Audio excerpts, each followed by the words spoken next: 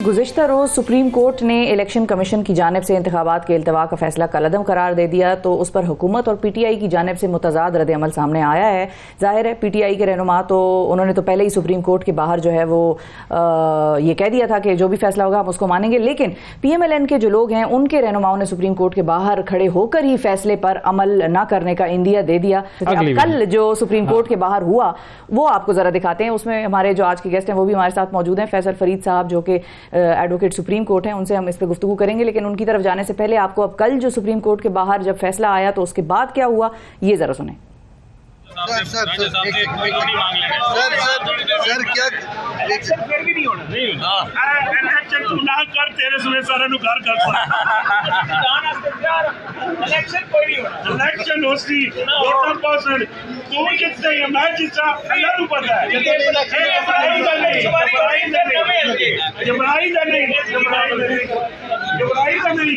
मुस्लिम league को भी आइन की जमहूरियत की फतह मुबारक। सर ये कैसे कह रहे हैं इलेक्शन नहीं होंगे? आप किस बुनियाद पे कह रहे हैं इलेक्शन नहीं होंगे?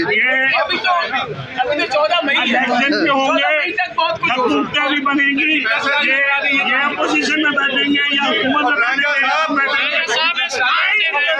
मुल्क चलेगा, जमहूरियत का मुल्क चलेगा, ये भी उसी जमहूरियत बनेगा। लेकिन ये गुफ्तगू हुई मोहसिन शाहनवाज रांझा साहब की, और वहीं एक तरफ इंतखाबात के हवाले से फैसला आता है सुप्रीम कोर्ट का 3 मेंबर बेंच की जानिब से, और दूसरी तरफ मोहसिन शाहनवाज रांझा साहब कहते हैं कि इलेक्शन फेर भी नहीं होने, ये इलेक्शन करके दिखा दें। तो मजाक की बात है, क्यों आप सीरियस ले रही हैं? मैं कहा, मैं तो खुद मुस्कुरा रही हूँ। वैसे आप मेरे चेहरे को देखें, मैं मुस्कुरा रही हूँ, और यकीन जानिए कि इस वक्त जो हमारे मेहमान हैं हमारे साथ फैसल फरीद साहब एडवोकेट सुप्रीम कोर्ट, वो भी मुस्कुरा ही रहे होंगे। अस्सलाम वालेकुम फैसल साहब। जी वालेकुम अस्सलाम। फैसल साहब, इलेक्शन तो फेर भी नहीं होने, ये नून लीग जो है वो अब कह रही है। नून लीग ने सैटरडे को संडे को कहा था हम बायकॉट कर रहे हैं, और उसके बाद मंडे को क्या किया, रिपोर्ट कोर्ट में आपने सबने रिपोर्ट किया कि वो जो पैरों में पड़ गए थे जाके, और उन्होंने जैसा बान को ये रिक्वेस्ट की कि हमें मेहरबानी करके सुने। तो जैसा बान ने कहा हम आपको तब तक नहीं सुनेंगे जब तक आप लिखवा के नहीं लाते अपनी क़यादत से। ये नहीं हो सकता कि आप जजेस को धमकाएं, एक तरफ जजेस की हर्जा सराई करें, जजेस को बुरा भला कहें, फिर उनके सामने जाके कहें कि जी हम आपके सामने पेश होना चाहते हैं। उनके वकील ने कहा, नून लीग के वकील ने, कि वो पागल हो गए, मैं तो पागल नहीं हूँ। This is exact his words, मैं ट्रांसलेशन कर रहा हूँ। अच्छा, कि वो पागल हो गए, मैं तो पागल नहीं हूँ। तो वो पागल हो चुके हैं उनके बकौल उनके वकील के। देखिए, कोई ज़ी शऊर आइन और कानून का पाबंद पाकिस्तानी शहरी ये कहेगा कि सुप्रीम कोर्ट के फैसले पे अमल नहीं होना चाहिए, और ये कहना इंदिया क्या देता है कि हम आइन को कानून को नहीं मानते। नून लीग क्योंकि एक उसकी जो पैदाइश है वो हुई है गमले में एक आमिर के, ये अभी तक उस तरह ही सोचते हैं। ये जिस तरह से नवाज शरीफ सीढ़ियाँ चढ़ के आए हैं पावर में, इक़्तिदार में, वो रास्ता ही आइन और कानून और जमहूरियत के मुनाफी है। तो ये एक रविश है इनकी। अच्छा, लेकिन फैसल साहब देखिए, लोग चले, सिर्फ नून लीग की तो बात नहीं है ना। कल तो कैबिनेट का इजलास जो हुआ, वफाकी काबीना का इजलास, उसने भी सुप्रीम कोर्ट के फैसले को मुस्तरद किया, तो यहाँ तो फिर सभी इसमें शामिल हो गए ना। अवैध साहब, बात यह है कि आप इनकी चालाकियाँ देखें। ये फिर सिसिलियन माफिया अपने हर एक्शन से साबित करते हैं। कहाँ है लामिया कैबिनेट का? ज़राए से खबर चलाई गई है, पॉलिसी स्टेटमेंट पार्लियामेंट के फ्लोर पे दी गई है। पार्लियामेंट के फ्लोर पे जो कहा गया है, वो जो खबर ज़राए से ब्रेक की गई उससे मुख्तलिफ है, उसमें डायकॉटमी है। ये वहाँ पे पीछे कोई और बात कहते हैं, अदालत में जाके पैर पड़ जाते हैं। ये मतलब ये सख्त बातें करनी पड़ती हैं। ये हमारे जो हम वकील हैं वो हम समझते हैं कि ये एक किस्म होती है मुल्ज़मान की या आदि मुजरमों की। वो इस तरह से ही करते हैं, वो बाहर धमकी देते हैं, अंदर पैर पड़ जाते हैं, मेहनत करते हैं, फिर बाहर जाके कहते हैं देखिए मैं सीधा करके आया हूँ। तो ये इनका वतीरा है। जो खड़ा हो जाएगा ये जूतियाँ छोड़ के भागेंगे, और जो मतलब इनके साथ लेट जाएगा इसके ऊपर चढ़ जाएंगे। तीनों जज साहबान ने कल तारीख रकम की है। सुप्रीम कोर्ट ने जस्टिस मुनीर के नजरिया जरूरत तो अब ये अगर इन तीनों जज साहिबान के खिलाफ सुप्रीम जुडिशल काउंसिल में रेफरेंस भेज दिया जाएगा तो फिर कोई अलग दूसरी तारीख तो नहीं रकम हो जाएगी? ये रेफरेंस भेजें, ये भेज के दिखाएं। मैं आपको चैलेंज कर रहा हूं, ये जो बैठ के बातें करें लंदन में 50 रुपए के स्टाम्प पे तुम उस वक्त की इस्टेब्लिशमेंट से डील करके गए हो, तुम्हारे सामने हम वकला अपनी अदालतों को ब्लैकमेल होने देंगे? कैसे हो सकता है एक सजा याफ्ता मुजरम जो है, मुजरम मुलजम नहीं, इल्ज़ाम नहीं है, मुजरम सजा याफ्ता है, लंदन में बैठ के धमकाए सुप्रीम कोर्ट को? ये और उसकी जो हुकूमत है यहाँ पे, उनके जो गमाश्ते हैं वो हाँ जी करें, क्या वकला करने देंगे? सर नहीं करने देंगे, पाकिस्तान की आवाम नहीं करने देगी। तो कोई टेक्निकल इसके अंदर इशू होगा, ये रेफरेंस फैसले भेजने में आवाम के हैं। मैं कोई टेक्निकल इशू होगा रेफरेंस भेजने में या भेजा जाए? कोड ऑफ कंडक्ट है जजेस की। जी मैं अर्ज कर रहा हूँ ना, आप सुप्रीम कोर्ट की वेबसाइट खोलें, वहाँ पे जो जजेस हैं उनका कोड ऑफ कंडक्ट है, उस कंडक्ट की खिलाफ वर्जी के ऊपर ही आप रेफरेंस भेज सकते हैं। किसी जज के खिलाफ सिर्फ फैसला देने पे अगर रेफरेंस जाने शुरू हुए तो कौन जज जो है वो बच पाएगा? क्या वो कोई काम कर सकेगा? कोई जज काम नहीं कर सकेगा। जज फैसले सही भी देते हैं, गलत भी देते हैं, ऊपर से ठीक हो जाते हैं। लीगल रेमेडीज रिव्यू की अवेलेबल हैं, आप फाइल करें, आप नजरसानी में जाएं, वहाँ पे कहें कि सर ये हुक्म है, आपका हक है, आइन आपको राइट देता है। लेकिन अगर आप धौंस, बदमाशी या धमकी या मेज रवैया इख्तियार करेंगे तो उसकी रिएक्शन भी आएगा, रिटेलिएशन भी आएगी, और वकला और अवाम रजिस्ट करेंगे।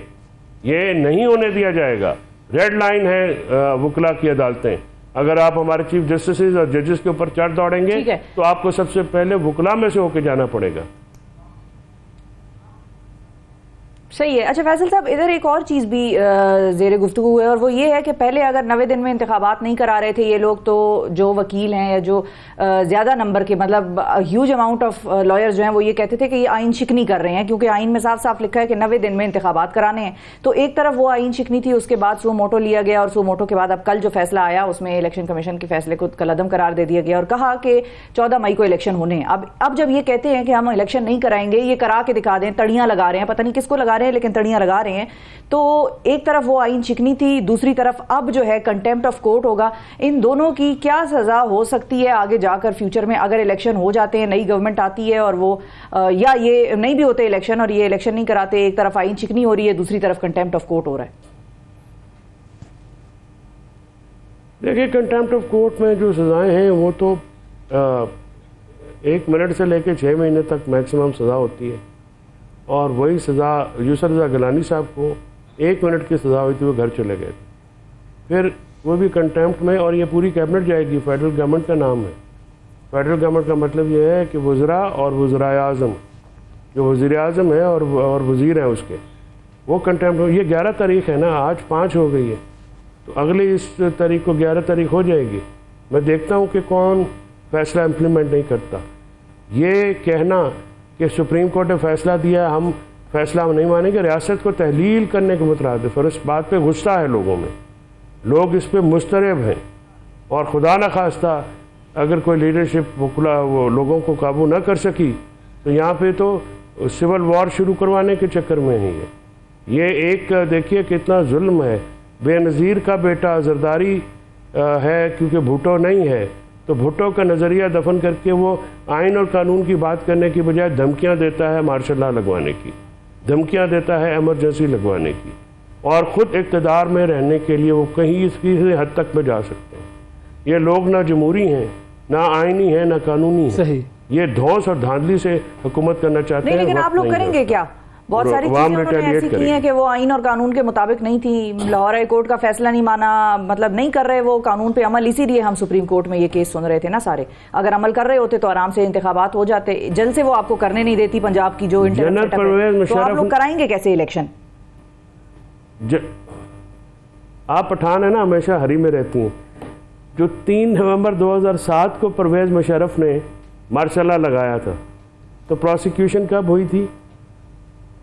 फिर प्रोसिक्यूशन फेस करनी पड़ती है। वक्त बदल जाते हैं, फिर लोगों के हाथ में जब पावर आती है तो लोग फिर उस पर अमल दरामद करते हैं। दूसरी बात आर्टिकल 6 की है, जो आइन शिकनी की गई है उस पर आर्टिकल 6 लगना है, और जिस दिन हुकूमत आएगी आर्टिकल 6 भी लगा सकती है। लगाए ना लगाए उसकी मर्जी है। लेकिन जिस तरह से आइन का मजाक बनाया गया है, एग्जाम्पल सेट करनी पड़ेंगी और मिसाल बनानी पड़ेगी, निशान इबरत बनाना पड़ेगा, ताकि आइन और कानून की हुक्मरानी। और उसकी सजा क्या होगी? कानून के तहत आर्टिकल 6 की क्या सजा है? उसकी सजा, उसकी 2 ही सजाएं हैं, या उम्र कैद है या मौत की सजा है। सही सर, ये तो मामला ज़रा ख़तरनाक हद तक आगे बढ़ जाते हैं। फिर आसान अल्फाज में एक और चीज़ मैं पूछना चाहूँगा, क्या इलेक्शन कमीशन जो है वो इस पर नज़रसानी की दरख्वास्त कर सकता है? मेरा ख्याल इलेक्शन कमीशन नज़रसानी की दरख्वास्त नहीं करेगा। उसकी वजह यह है कि इलेक्शन कमीशन ने तो वहाँ पे बयान दिया है अपने वकील, जो पहले वकील थे, दूसरे वकील तो उन पे मुसल्लत किए गए हैं ना, इरफान साहब। जो पहले वकील थे उन्होंने कहा कि हमें आप पैसे और सिक्योरिटी का जो इंश्योर करा दीजिए, हम इलेक्शन करा देंगे, इलेक्शन कराने में हम तैयार हैं, हमारा कोई प्रॉब्लम नहीं है। तो इलेक्शन कमीशन इस बात पे कैसे जाएगा? और इलेक्शन कमीशन ने पिछले केस में तस्लीम किया कि हम तारीख नहीं दे सकते, हमारा इख्तियार नहीं है। और अभी उनके वकील जो आए, मेरे ख्याल में सजील सवाती की कारकर्दगी पर इरफान कादर साहब में काफ़ी पानी फेरा है। वो बेहतर वकील साबित हुआ। वकील मेरा दोस्त भी है, इरफान साहब मेरे सीनियर है, लेकिन इरफान साहब की जो बतौर वकील भी कारकर्दगी कोई इम्प्रेसिव नहीं थी। बिल्कुल सही, बिल्कुल ठीक है जी। बहुत शुक्रिया अदा करेंगे फैसल फरीद चौधरी साहब हमारे साथ, सुप्रीम कोर्ट का जो डिसीजन आया है कल का, उसके हवाले से बात हो रही है।